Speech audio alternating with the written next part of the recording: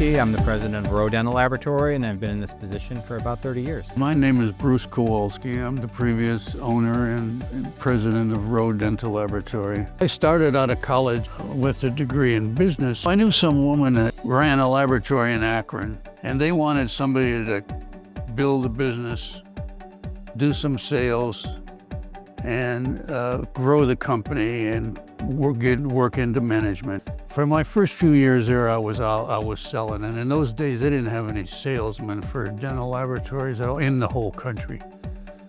So it was something unique, but we did well. I was there for 14 years. We built 3 different laboratories. We ended up to be one of the largest laboratories in the country at that time. My early career with ROE was one of doing the dirty work. I started out cleaning plaster traps, cleaning garages, cleaning suctions, basically all the work that nobody wanted to do. And that's when I was quite young. Well, he worked with me all his life, really. I mean, in the summertime, I'd found something for him to do, and he always worked. And he always says it was me Saturday morning making him work out in the woods, but I don't think it was, but he blames me for his work ethic. And that evolved into doing pretty much every base level technical job, from investing dentures and plaster work to mounting models to crown and bridge work. So I just kept evolving in my technical career as ROE, pretty much like most technicians do, starting at the bottom and then working its way up. And then when Roe Miller had died, and he left the company mostly to his secretary, Rita, a wonderful woman, absolutely wonderful woman. And this was 1978, it was one of the worst snowstorms in Ohio history. And that's when we took over January in the snowstorm. My father had purchased the company from Rita O'Brien, who inherited the company and ran it from Roe Miller, who was the starter of the company initially. And she continued to work with the organization for, I think, over 60 years before she retired. So she definitely was a staple here, showing up every day in, a fancy dress. And I remember her well as being a strong personality and definitely, a figure in the company, forever. When we started downtown, oh gosh, it was tough. You had all the old employees, they were very unproductive. It was just a disaster. And then I brought all these young people in, and we just had to struggle through it. I think I didn't take a salary for a year. My dad was CEO. He ran a great business for his entire career. At that point, I was as a production manager in the laboratory. And in that time, being that he was a business guy, not necessarily a dental technician, although he knew a ton about dental technology and dentistry, he had to take a bit of a leap of faith of getting into technology, into an area that other people, other labs weren't doing at the time. So that was a bit of a challenge for us in that transition into technology. But we like to think that we're better and we're more advanced because of those early days. That worked out pretty good after a while. We brought in a lot of the customers knew us, and so we brought business in too. So we've just been growing ever since. Every year we grew, every year we were nicely profitable, and we kept growing. My father, as the boss, I think he labeled himself as a benevolent dictator. So he was very, I think, a very tough boss, very stern, demanded a lot of his team and of the product that we were able to create. But at the end of the day, also, he was a very kind person and really cared for all of our staff members on a deep level, as well as our customers. So he had an interesting mix between being a tough business guy, yet having a warm heart and being very caring. Probably the fondest memory that I have of anything is all these young people that came with me initially when we moved over in '78, all stayed. And the proudest I am of anything in the industry is not one time did any of those people ask me for a raise.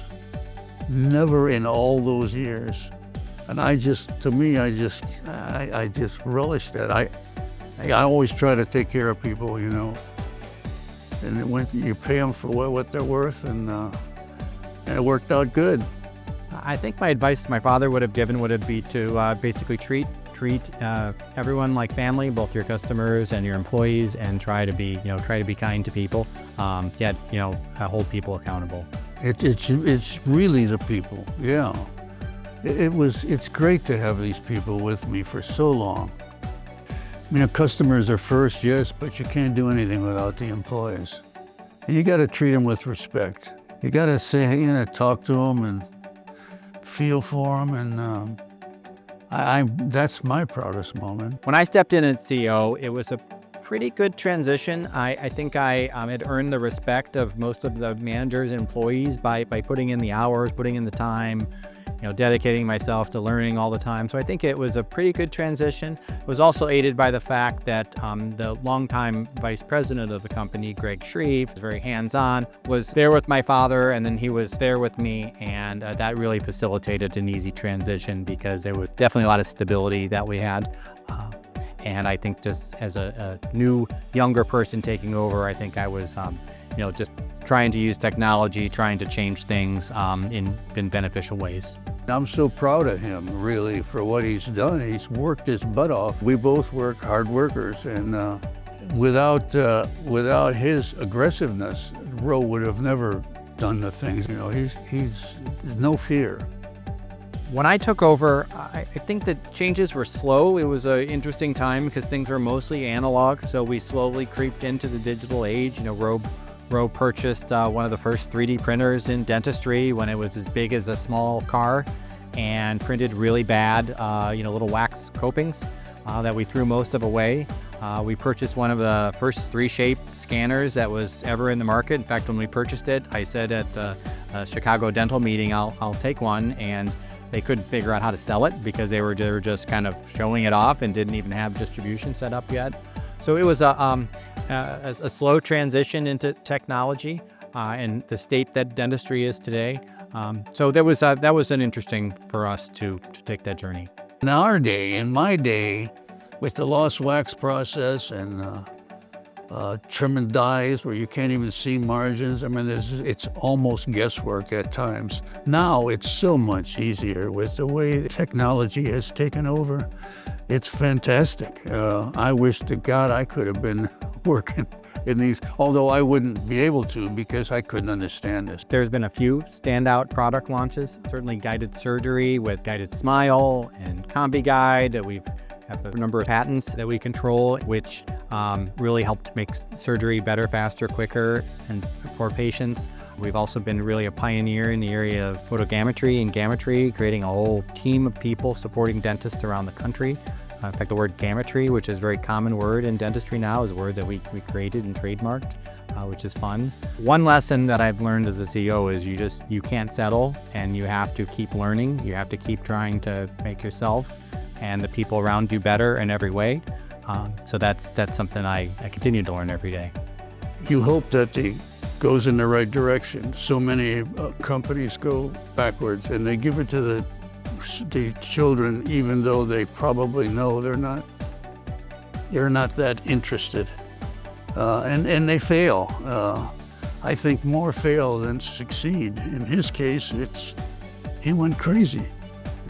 The top 3 accomplishments that I'm proud of as being CEO, I think is growing the company, creating opportunities for people in the company. I think when I took over, we had a handful of 3 or 4 managers. Now we have well over 20. So I'm proud that we're able to create a career and a job and a lifestyle for a lot of people in the organization. I'm proud of a lot of the advancements we have made in technology. I think we've helped move dental technology forward. We've done our little tiny small part in making dentistry better for the patients out there with some innovations and things that we've done. And I'm proud of really just the hundreds of thousands of patients that we serve and make smile all the time. Wanted to pound anything in his head. It's just, don't get so excited. Just take care of the people. They're the reason you're successful or fail. And if you can take care of them, everything's going to be good. We carry forward a lot of traditions and values that my father set up and that was in the company before I took over. A lot of things don't change as time change. Now we have more of a defined set of core values that we have. like do what's best on our customer, deliver memorable service, think team first, get the facts, cascade the message. Lots changed in ROE Dental Laboratory over the years, but in a lot of ways, a lot have stayed the same. Currently, we have a very high percentage, almost 50% of our management team is women in the dental laboratory, and over 50% of our team overall is female. And that's not unchanged. It's been that way for a long time. We have a very stable team of management team, and really a really super stable team of employees. I think we have less than 1% turnover every year with our team, which I'm super proud of. So we're able to adapt with change pretty quickly because we're all comfortable with each other. We know we like to move fast. We like to make decisions. And the nice thing about our company is that we are large enough to be able to get the latest equipment, to take risks on technology, to pull out time to innovate, to try to make products better, but small enough that we can make decisions quickly. There's not a lot of bureaucracy. If somebody has a good idea, we can move on it really quickly. We don't need to go through a chain of command to understand when something is a good idea. In the next 5 to 10 years is going to be very interesting for the dental labs. There's a lot of change happening, a lot of new technology. It's almost hard to predict what the dental lab is going to work with, but I see the dental lab really continuing to evolve into more of a service business, more of a really consulting with doctors on design, on virtual patients and avatar of what a patient would be. Continue to produce great products, but I think the consulting aspect will increase. The congruence of AI technology with automation and machining can have an interesting, mix in the future. There's robotics in dentistry now happening, but they've been a little bit stagnant. They haven't moved that quickly. But I think once we get like an AI and a virtual patient combined with automation and 3D printing and those kind of things, I think we can really come up with some unique solutions. And I think the treatment timeline for a patient is going to continue to get faster and faster and faster. In 20 years from now, I would hope that the growth continues and the success with employees continue. And we have more jobs for hardworking people.